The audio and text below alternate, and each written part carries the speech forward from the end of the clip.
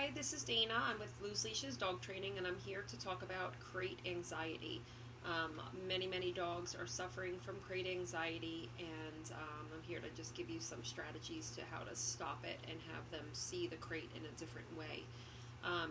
Number one thing you want to do is make sure there are no parts of the crate that can move. So I know it sounds crazy, but go inside of the crate, push at all corners. If anything moves at all, you want to put zip ties on there. So if a dog feels a weakness in the crate, they will relentlessly push at it until they can get through it. So very important that you push on all of the corners of the crate.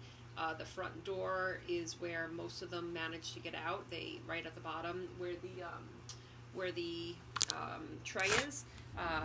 There's a little flap here, and you want to make sure that that flap is engaged there, and you zip tie that bottom, because most dogs, what they'll do is they'll push at the bottom until they realize that if they keep trying, that they can get out of that. So you want to zip tie that completely so it doesn't budge at all. And you also want to have a really good quality crate. So it doesn't matter what you do in their crate to make it as comfortable for them as possible, because dogs with true crate anxiety don't care if there is peaceful music on. They don't care if there is fancy bedding. They don't care if there's filtered water and certain fragrances around the room. When you've got a dog with crate anxiety, you have to stop the nonsense inside the crate in order for them to look at the crate differently. So it would be great if we can just stick a frozen Kong in there, and a dog will be like, oh, okay, I'm not anxious anymore, I'll just eat this food. If your dog has this anxiety, you can hang stakes around the cage, and they're going to ignore them because they don't care about anything besides getting out of the crate. So I've posted some other videos about crate drills. So very important that you're doing a lot of training in the crate. You want to spend as much time doing crate drills as you do with your sit, down, come, all those type of commands. So there, you should be doing daily in and out of the crate on a leash and a collar, going inside the crate, coming out, calmly break, go back in, go back out, go back out. Okay, so we do all that stuff, and now you leave the room, and now the dog starts losing its mind. So you've done all your drills, and everything seems great, but then you're out of sight, and the dog starts barking. So when I say crate nonsense, I'm referring to barking, whining, biting at the bars, digging on the bottom, trying to pull the blanket inside the crate. Any of that nonsense has to be stopped in order to change your dog's outlook on the crate. So once you correct for that behavior and that behavior stops, then the dog is left with doing nothing besides laying down and being calm. So today, the purpose of this video is to tell you how to actually stop that nonsense in the crate. So the biggest mistake that I find that people make is they ignore the behavior. So when you ignore behavior, you're pretty much training the behavior. So great phrase to remember is every time you don't say no, you're saying yes. So if you ignore a barking dog in a crate, you're going to get more of a barking dog in the crate. So how do you shut the dog up? Okay, so you've got a couple of different solutions. Number one, we can use Pet Corrector Spray. It's just compressed air. It makes the ch sound. Number two is you can use a bonker, which is a rolled up towel, and you'd bonk the top of the crate. Number three is my favorite. That would be an Ecollar. It's the easiest way to remotely correct the dog for any nonsense in the crate. So that means anytime the dog tries to start digging in the crate frantically, anytime the dog starts pulling the blanket in, barking, whining, any of that stuff, you would correct, and you would set up a nanny cam. But we're going to save that one till the end, because that one is probably better if you have a professional do it. Okay, so number one is the Pet Corrector Spray. So I want to show you how that works when you need to correct the dog using the Pet Corrector Spray in the crate. So I'm just going to let this dog out of here so that we don't correct her for nothing. Every time your dog is leaving the crate, you want to make sure they leave calmly. So you're going to do a wait and a break. That all comes in the training drills. Wait. Break. Good girl.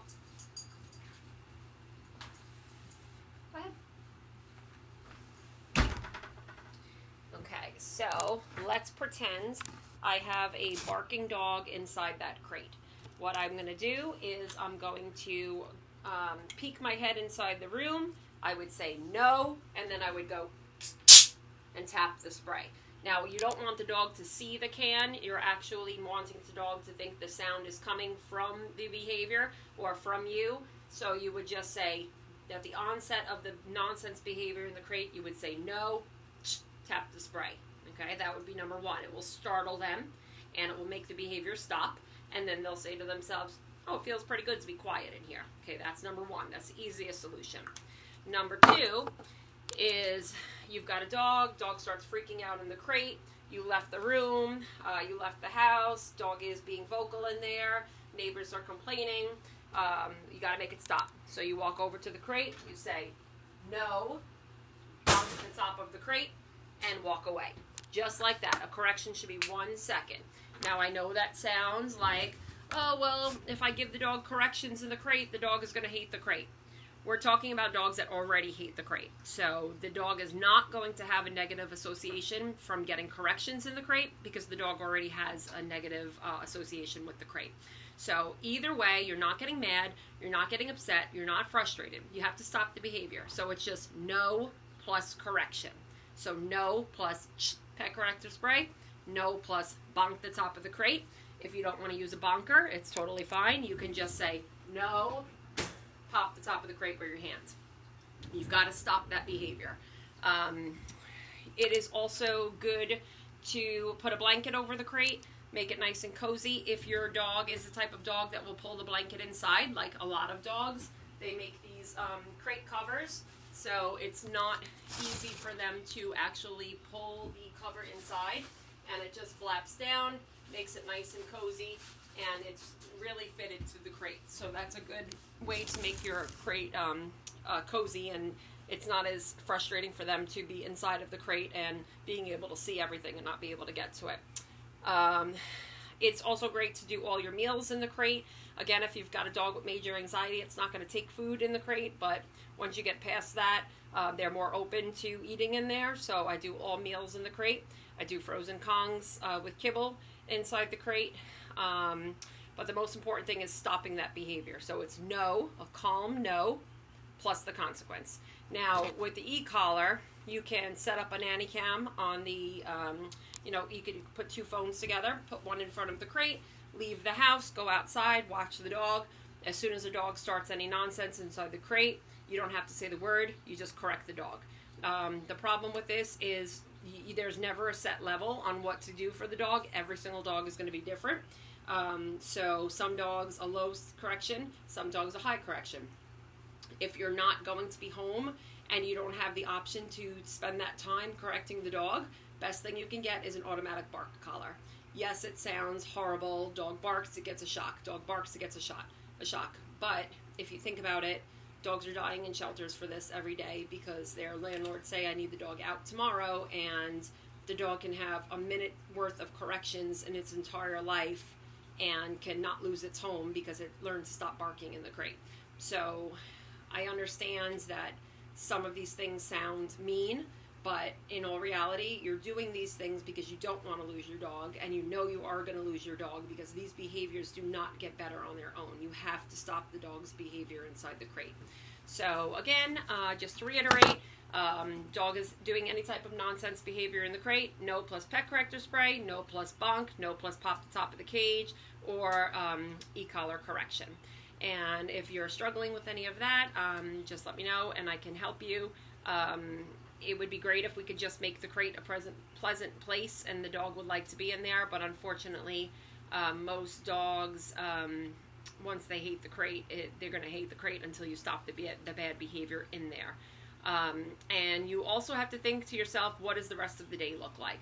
If you're letting your dog get away with murder, if you're letting the dog sit on top of your lap all the time, if you're letting the dog sleep in the bed with you, if you're not holding the dog accountable for anything, if you're not doing any command training, any mental stimulation, and no activities, no walking, no stuff like that, you're going to have a dog that's, you can't just say, I want my dog to be perfect in the crate, but I don't want to do anything else with the dog. So it's very important that you look at your whole entire day and you ask yourself, what does the day look like for the dog? Am I holding the dog accountable in other areas as well? And am I providing the dog with what it needs to be okay in the crate? So a lot of separation anxiety is caused by way too much affection, not enough structure. So it is very important that no matter what, even if you're home throughout the day, your dog is getting plenty of crate time, and you're not just using the crate for when you have to go run errands or at nighttime. Especially for a younger dog, they should be crated a big portion of the day. So hopefully this helps some of you that are struggling with crate issues, and if you need anything, just contact me and I'll be happy to help. Thank you. Bye.